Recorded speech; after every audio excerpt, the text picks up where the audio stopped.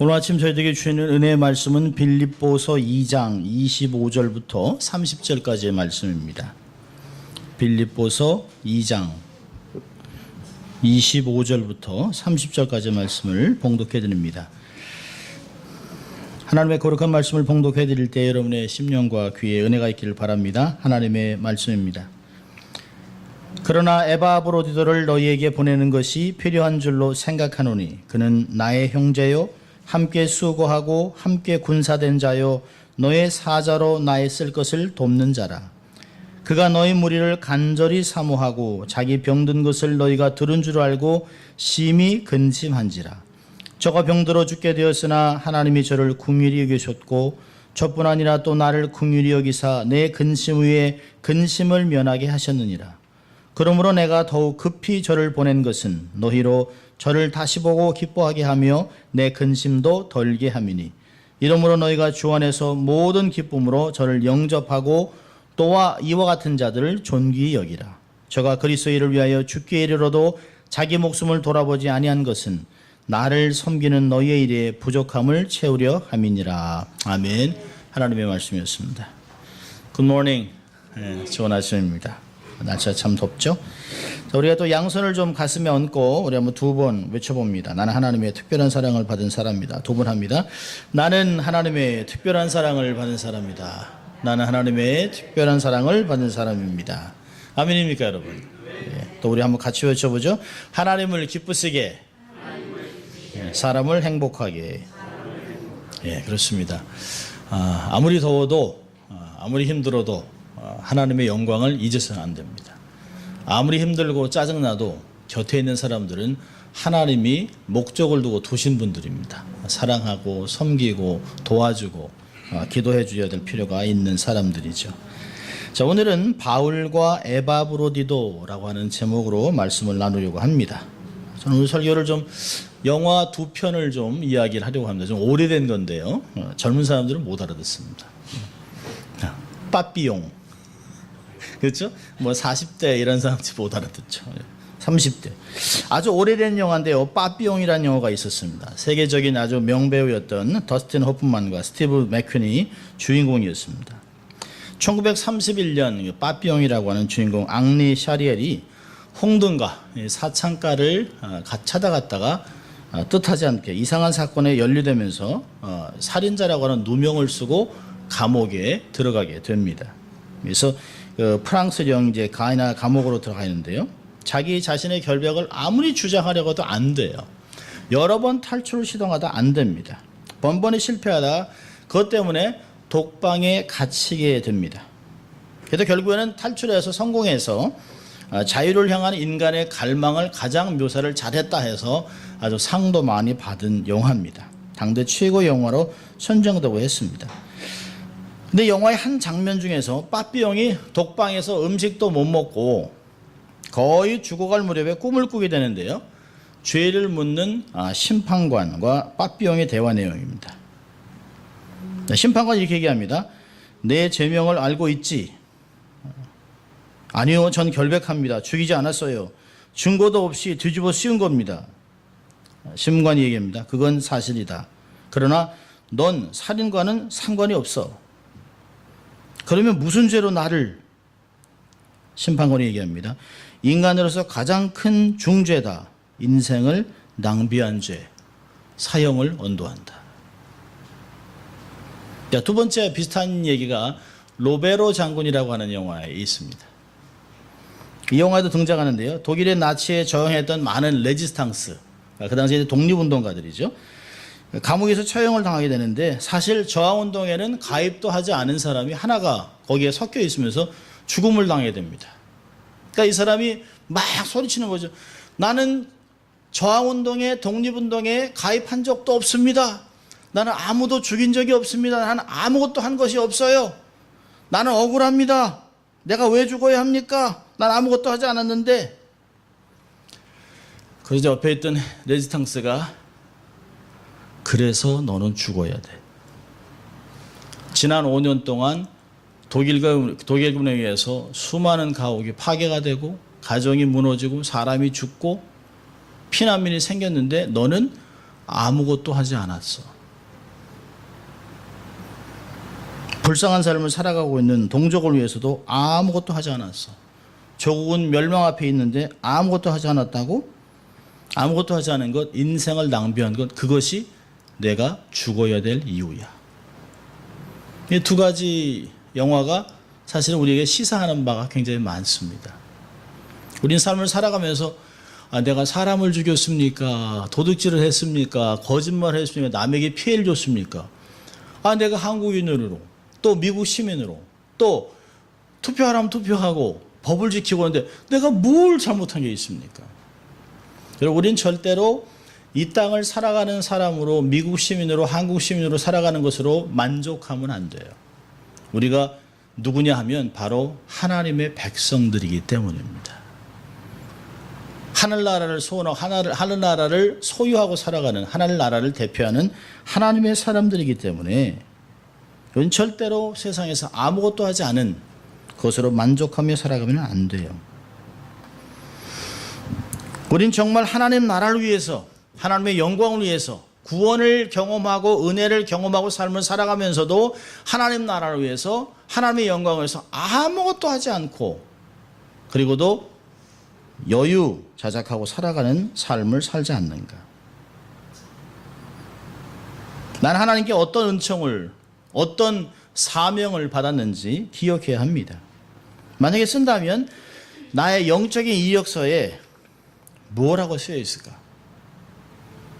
교회는 50년 다님. 그러나 아무것도 하지 않았음. 오늘 본문에 나오는 대사도 이 대화 나와 있는 모든 내용도 바울이 자기를 잘 섬겨주었던 복음을 위해서 하나님 나라를 위하여 영광을 위해 자기를 잘 섬겨주었던 한 사람 일꾼 에바브로디도를 소개하는 내용입니다. 그걸 통해서 우리의 삶을 조금은 좀 돌아보았으면 좋겠습니다.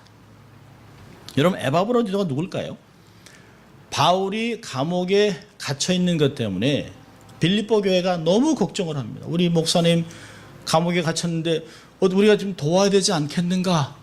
누가 갈 것인가? 결코 쉬운 길이 아니에요. 걸어서 40일입니다.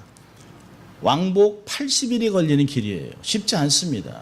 그래서 교회에서 가장 유능한 사람, 교회의 직분자, 교회를 대표할 사람인 에바브로디도를 한 사람을 택했습니다.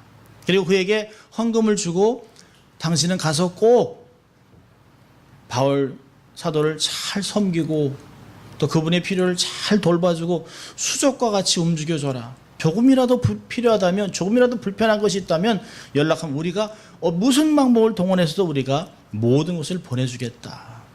그리고 기도해서 로마 감옥으로 에바브로디도를 보냈습니다. 그러니까 빌립보 교회는 에바브로디도를 너무너무 잘하는 거예요. 예를 들면 우리가 예를 들어서 안기주 집사님을 러시아에 파송했다. 그럼 러시아에 있는 선교사가 안기주 집사를 우리한테 소개할 필요가 없네요. 우리는 너무 잘 알고 있기 때문에. 그런데 유독히 에바브로디도에 대해서 아주 자세하게 바울이 설명을 하고 있습니다. 왜 그럴까요?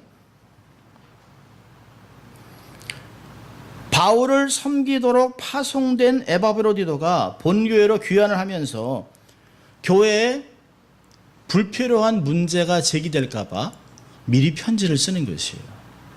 아니, 사도 바울이 아직도 감옥에 갇혀있고 자유의 몸이 아닌데 당신 왜 돌아온 거야? 그 사이를 못 견뎌? 그렇게 안 돼? 라고 이야기가 될까 봐. 사도 바울 선생님하고 관계가 틀어졌나? 아니, 왜 온 거야? 라고 하는 이야기를 듣지 않도록 이 에바브로디도에 대해서 아주 자세하게 설명을 하고 있습니다. 그리고 따뜻하게 영접해달라고 하는 바울의 사랑의 배려가 있습니다. 여러분 25절을 보면 에바브로디도를 이렇게 설명을 합니다. 5가지로 설명하는데요. 나의 형제, 함께 수고한 자, 함께 군사된 자, 너희의 사자, 나의 쓸 것을 돕는 사역자, 이렇게 5가지로 사용하고 있습니다. 2가지는 그들이 파송을 했기 때문에 또 그 바울의 필요를 도우라고 보낸 사람이기 때문에 빌립보가 너무 잘 알아요. 근데 자기가 이 에바브로디도를 세 가지로 아주 자세하게 설명을 합니다. 첫째로는 형제다라고 얘기합니다. 바울의 감옥 생활을 도와주기 위해서 빌립보 교회로부터 파송받은 에바브로드는 한낱 심부름꾼이 아니에요. 바울은 그를 형제라 받아들이고 있습니다. 형제라고 칭하고 있어요. 그러니까 바울의 형제 같은 사람이 된 것입니다. 이게 아마 기독교의 가장 근본적인 인간관계가 어떠해야 되냐라고 하는 것을 가르쳐주는 것이라고 저는 생각합니다. 우리가 교회에서 형제님, 자매님 하는 건 참 좋다고 저는 생각해요. 참된 형제가 기초한 관계라고 한다면 경쟁심이 끼어들 이유가 없죠. 형제 자매라면 경쟁할 이유, 시기, 다툼할 이유가 없습니다. 교회 안에서 이루어져야 할 가장 바람직한 관계는 형제, 자매, 가족입니다. 가족. 저는 그래서 가족이라는 단어를 굉장히 좋아합니다. 예수 그리스도의 보혈로 한 가족이 된 공동체. 얼마나 좋은지 몰라요. 가족이기 때문에, 형제이기 때문에 악담을 안 합니다. 험담하지 않습니다. 약점을 드러내지 않습니다. 바울에게는 대사도, 군대로 얘기한다면 아주 장군이 일단 뭐 소대장, 이렇게 뭐 소위 아니면 상사 이런 사람을 보고 내 형제라 이렇게 받아들이고 있습니다. 두 번째는요, 바울의 동역자입니다. 동역자. 함께 수고, 함께 에너지를 사용한 사람이에요. 실제로는 바울의 감옥 생활에서 그의 뒷바라지를 했던 에바브로도였지만 바울은 그를 동역자라고 부릅니다. 말 그대로 우리는 함께 주의 일을 했던 사람이라고 이야기합니다. 여러분, 중요한 일을 맡은 사람이나 뭐 사소한 일을 맡은 사람이나 근본적으로는 동역자예요. 상하 관계가 아닙니다. 근데 어느 한순간부터 교회가 대형화되기 시작하면서 교회는 계급화가 됐습니다. 그리고 수직 관계가 됐습니다. 평등한 관계가 아니라 여러분, 교회에 있는 직분은 계급이 아니에요. 어떤 사역을 위해서 펑셔널을 위한 그 직분이지 그게 수직 관계가 아닙니다. 교회에서 가장 힘든 관계들이 담임 목사, 부목사들의 관계입니다. 저도 조금은 경험했습니다만은 부목사를 채용할 때 담임 목사님이 그런 질문을 해야 됩니다. 어떤 교회에 문제가 생겼을 때 하나님의 말씀을 따를 것이냐, 담임 목사를 따를 것이냐. 참 부끄럽죠. 부목사들이 문제를 일으켜서 교회를 쪼개는 경우도 있습니다만은 하나님 앞에서, 대목자 앞에서 담임 목사나 부목사나 다 동역자들 아니겠습니까? 누가 잘하고 못하고가 중요한 게 아니죠. 함께 하나님의 나라를 세워간다고 하는 동역의식이 너무너무 필요한 것이에요. 어떤 인간도 어떤 사람을 위에 두고 아래 두고 함부로 취급할 수 있는 것이 아니에요. 아마 나이로 봐도 사도 바울이 훨씬 나이가 많았을 것이에요. 그런데 에바브로, 자기의 수족같이 자기의 옥바라지를 하기 위해서 온 에바브로디도를 복음을 위한 나의 동역자 이렇게 부르고 있습니다. 자, 세 번째는요, 함께 군사된 자. 복음을 선포하기 위해서 어두운 세력과 싸우는 전우라고 얘기하고 있습니다. 여러분, 그 당시에 로마 시대의 감옥이 얼마나 형편없었겠습니까? 요즘에야 뭐 죄수들의 인권을 이야기하고 또 뭐 얘기하면 정말 그 살인마들의 얼굴을 왜 가리는지 모르겠습니다. 그 사람들의 인권을 보호하기, 아니 사람을 열 몇 명씩 죽인 사람의 인권이 무슨 인권입니까? 근데도 그들의 얼굴을 가리고 그럽니다. 정말 섬마을에서 그 젊은, 정말 앞으로 미래가 창창한 젊은 여자 선생을 계획해서 강간을 한 세 사람의 얼굴을 쉬쉬합니다. 인권이라고 하는 이름 아래. 여러분, 인권이라는 것은 2000년에 들어서 이제 최근에 나온 것이에요. 로마 시대 사도 바울이 편지를 쓸 때 무슨 인권이 있겠습니까? 얼마나 어려운지 몰라요. 더군다나 방대한 식민지를 통치하던 로마 시대에서는 이 살인자나 정치범들을 아주 가혹하게 대했습니다. 아주 열악해요, 환경이요. 그러니까 이 열악한 환경 때문에 그래서 빌립보 교회가 옥바라지를 잘 할 수 있도록 헌금과 함께 사람을 보낸 것이에요. 정말 실제로 생존 투쟁하듯이 감옥 생활을 했을 것이에요. 사도 바울이 본래 약질입니다. 건강하지 않아요. 그래서 하나님이 의사 누가를 붙여주셨잖아요. 원래 약질의 체질인데도 정말 안팎으로 밀려드는 무시와 냉소를 견디기도 어려웠을 것이에요. 근데 이런 삶 속에 에바브로디도는 바울의 삶에서 전우 같은 관계입니다. 자기의 생명을 돌아보지 않고 한 가지 목적을 위해서 원수와 함께 싸웠던 전우라고 에바브로디도를 소개하고 있습니다. 그러니까 이런 전우 관계에 있으면서 자기가 중병에 걸려서 생사를 넘나들었습니다.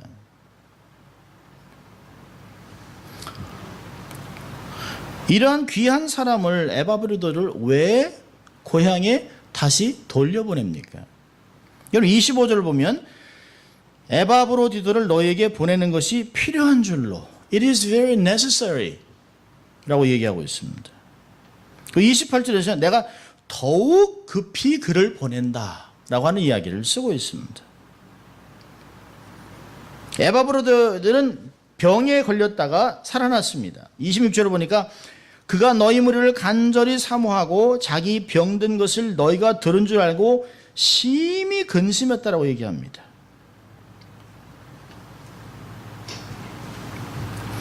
병세가 어느 정도 나빴는지 뭐 잘 알 수 없습니다만은 정확하게 알 수 없지만 일단 위험한 고비는 넘긴 것 같습니다. 27절에 저가 병들어 죽게 되었으나 하나님이 저를 긍휼히 여기서 살려주셨다라고 얘기합니다.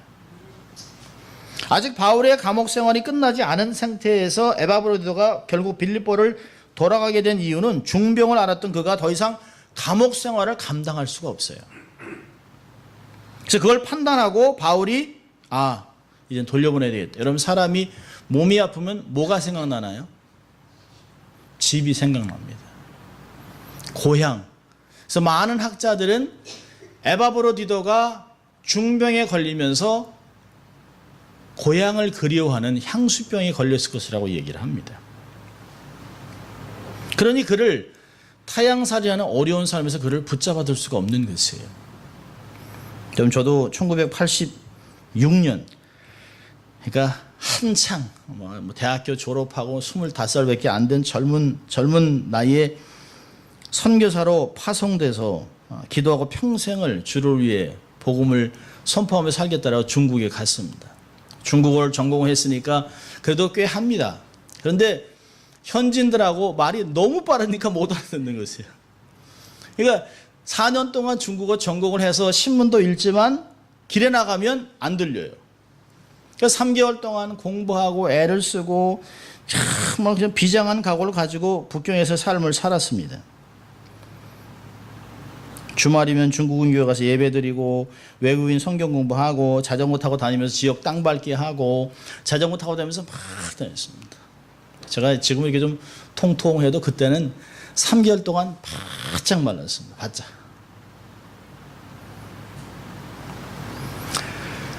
그래서 이제 어느 정도 중국어가 귀에 들리는 때에 크리스마스 시즌이 왔습니다. 겨울방학이 됐어요.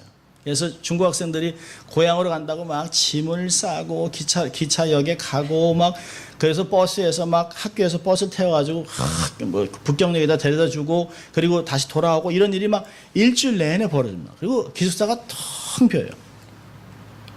당연히 저희 이제 외국인 기숙사 있죠. 외국 학생들 기숙사에 있는데 기숙사에 한 200명 정도 넘는 건물인데요. 다 여행을 떠났습니다. 그리고 달랑 저 하나 남았어요. 그 건물에. 그리고 그 문 앞에서 지키는 중국인하고 저거 딱 둘입니다. 그래서 아무도 없어 조용해. 그리고 막 음악도 크게 틀어놓고 이제 뭐 제가 뭐 하고 싶은 것도 하고 막 이러다 갑자기 이제 밖에 눈이 왔습니다. 캘리포니아에 살던 사람이 눈을 보니까 얼마나 좋습니까? 산에 올라가야 눈을 보는데 와, 눈 왔다 그래서 막 들뜬 강아지 같이 나가서 와, 눈이다 막 이러다가 갑자기 쓱 돌아왔는데 아무도 없어요. 근데 아무도 없는데 갑자기 제 마음에 갑자기 외로움이 확 몰려들었습니다. 눈물이 핑 돌면서 엄마, 선교사로 왔는데요. 지금 피 끊는 저희 죽음이 뭐가 두렵습니까? 그런데 그 외로움 속에 집에 돌아가고 싶다는 생각이 있고 엄마가 끓여준 된장찌개, 콩나물국 이런 거 좀 먹고 싶은 이런 마음이 확 올라오는데 한 4일을 알아두었습니다. 절절절절. 그러니까 그 건물을 지키고 있던 사람이 제가 4일 동안 안 나오니까 밥 안 먹나 그러고 또 저 문을 결국은 따고 들어왔어요. 근데 제가 앞에 누워 있으니까 약을 갖다 주고. 사실 마음이 얼마나 무거웠는지 몰랍니다. 야, 이 평신도 선교사로 이렇게 나왔는데 이 젊은 나이에 이 향수병이 이렇게 이렇게 젊은 놈이 이곳에 온 지 얼마 됐다고 벌써 가족 보고 싶고 눈물 나고 이러고 있나. 아마 에바 브로디도도 젊을 때 건강할 때야 문제가 있겠습니까? 그런데 중병에 들면서 마음이 약해지는 거죠. 집에 가고 싶다. 그러지만 차마 말은 못 하잖아요. 그걸 사도 바울이 눈치챈 거예요. 이제는 보내야 되겠다. 바울은 그래서 에바 브로디도를 모교인 빌립보 교회로 돌려보내면서 그를 세심하게 배려해주고 있습니다. 왜냐하면 에바 브로디도가 자기에게 맡겨진 사명을 완수하지 못하고 돌아왔을지도 모른다는 빌립보 교회가 오해할까 봐. 아니, 일도 다 안 끝내고 오면 어떡해? 그럼 사도 바울 선생님은 어떻게 하고? 당신이 정신이 이게 있는 거야 없는 거야? 우린 가끔 그런 얘기 하잖아요. 아플 시간이 어디 있어? 정신만 딱 차리고 있으면 어디 아파 어디? 아니요, 그렇지 않아요. 사람은 정신력으로만 사는 게 아니에요. 육신도 약해져요. 빌립보 교회의 오해와 비난을 벗어나게 해주기 위해서 에바 브로디도가 돌아가는 이유를 두 가지로 설명해 줍니다. 28절에 있는데요. 우리 28절 우리 함께 같이 읽습니다. 시작.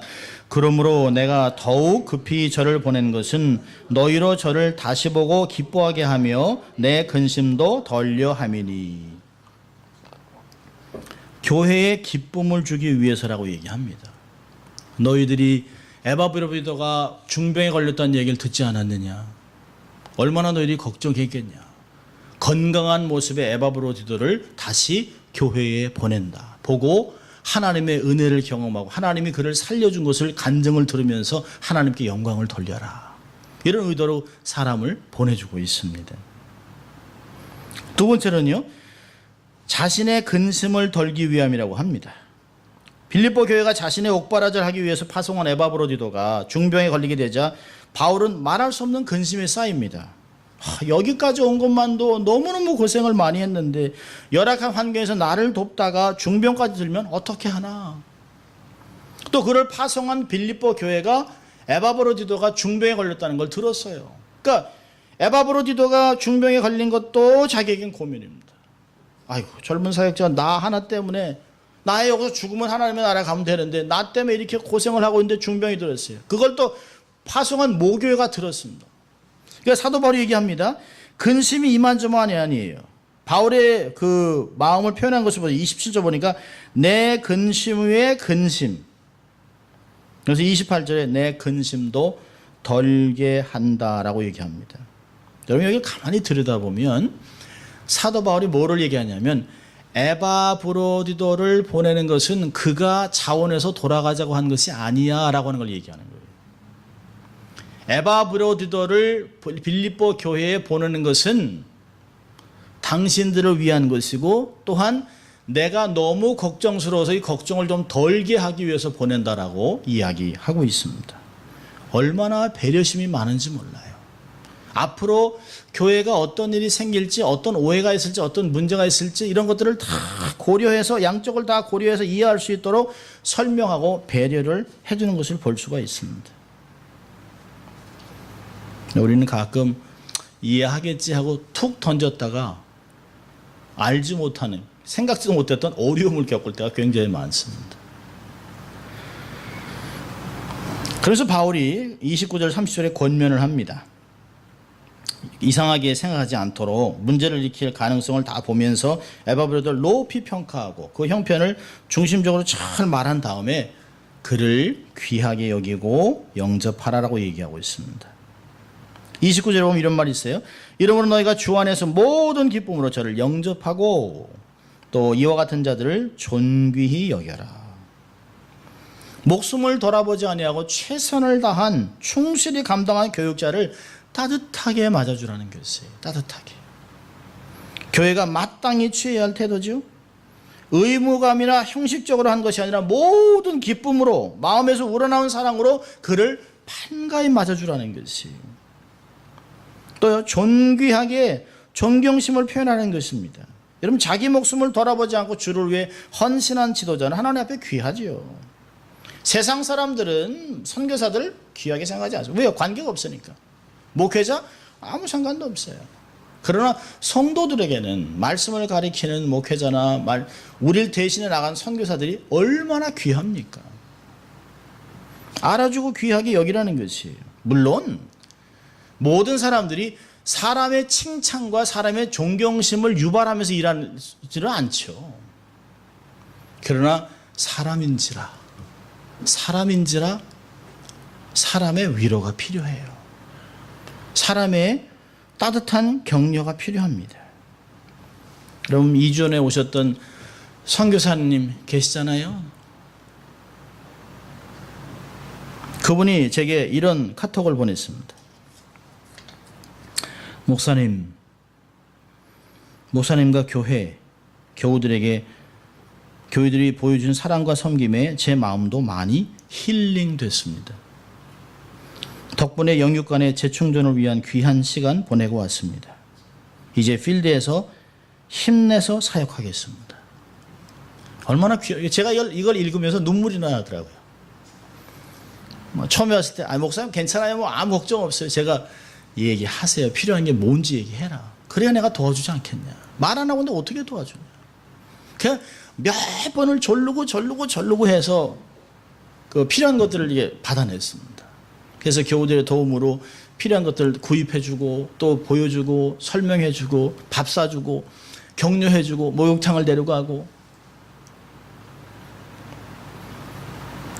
스파를 5년 만에 간답니다. 목욕을 5년 만에.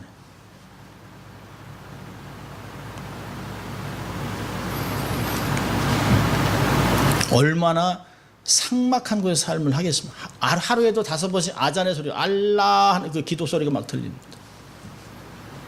내가 기독교인이라고 막 사람들에게 방송도 못하죠. 노방전도도 못하죠. 힘들고 눌린 가운데서 병원 들어 있어요. 그렇다고 나 좀 도와주세요라고 할 수는 없잖아요. 그런데 우리가 알아서 도와주고 사랑하고 섬겨주는 가운데 그 안에 자기가 힐링됐다고 고백하는데 이게 쉬운 고백이 아닙니다, 사실은. 여러분, 하나님의 위로가 있지요.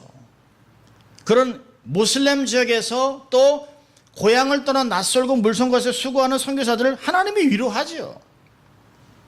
그러나 하나님의 위로도 필요하지만 사람들의 위로와 격려도 필요하다는 것이에요. 하나님만 바라보고 살아가는 길에는 많은 외로움과 고통과 좌절이 따르죠. 그래서 우리는 주의 일에 힘쓰는 사역자들을 위로하고 격려하기에 아까워하지 말아야 되는 것이에요. 인색하면 안 되는 것이에요. 마음뿐만 아니라 구체적으로 말과 행동으로 표현하도록 힘써야 합니다. 여러분, 바울은 빌립보 교회가 왜 이런 사역자들을 존귀하게 여기고 기쁨으로 영접해야 되느냐를 30절에 얘기합니다. 저가 그리스도의 일을 위하여 죽기에 이르러서 자기 목숨을 돌아보지 아니한 것은 나를 섬기는 너희의 일에 부족함을 채우려 함이니라. 이게 무슨 얘기일까요? 여러분들이 다 와서 나를 도우려고 하지만 여러분 80일이나 되는 이 길을 오겠습니까? 못 오는 거 아닙니까? 여러분을 대표해서 온 에바브로디도 그가 죽기를 각오하고 죽음 사선을 넘나들면서도 나의 필요를 여러분을 대신해서 수고한 것 아닙니까? 그렇다면 존귀하게 기쁨으로 맞아줘야 되는 것 아니겠습니까? 라고 얘기하는 것이에요. 우리가 왜 선교사들을 귀하게 여기할까요? 우리가 다 선교사로 나가야 되는 사람들인데 우리를 대신해서 나갔어요. 얼마나 감사합니까? 얼마나 감사해요.